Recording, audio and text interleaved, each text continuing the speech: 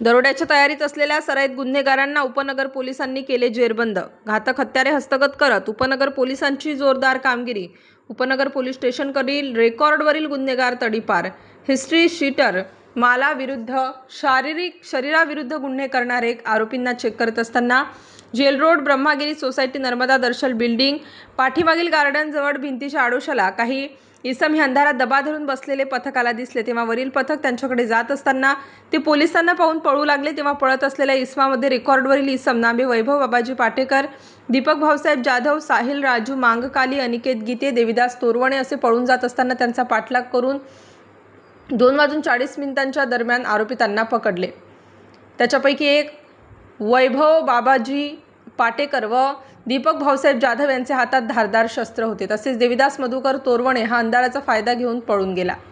झाडाझडती केली असता पुढील साहित्य मिळून आलं।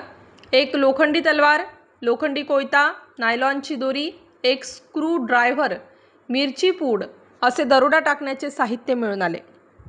सदरचे आरोपी नामे दीपक भाऊसाहेब जाधव उर्फ डेमू वय 27 वर्ष, वैभव बाबाजी पाटेकर उर्फ बुग्या वय 22 वर्ष, साहिल राजू मांगकाली उर्फ पोशा वय 20 वर्ष, अनिकेत नितीन गीते उर्फ अंड्या वय 20 वर्ष, देविदास तोरवण यांचे विरुद्ध उपनगर पोलीस स्टेशन येथे विविध कलमान्वये गुन्हे दाखल असून त्यातील इसम नामे साहिल राजू मांगकाली उर्फ पोशा, अनिकेत नितीन गीते उर्फ अंड्या यांना 2 वर्षांसाठी नाशिक शहर ग्रामीण हद्दीतून तडीपार केला आहे।